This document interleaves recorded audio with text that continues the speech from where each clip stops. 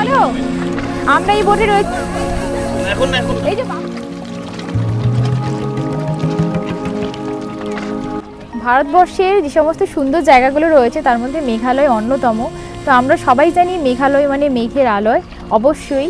আর এত মেঘের জন্য এখানে বৃষ্টিপাত এত বেশি হয়, তাই চারদিকটা সবুজ। সামনে পেছনে যেখানেই তাকাবেন সেখানে যেন প্রকৃতি রং তুলি দিয়ে একেবারে এগিয়ে দিয়েছে। যে একসঙ্গে পাশাপাশি এখানে 4খানা নৌকো যাচ্ছে।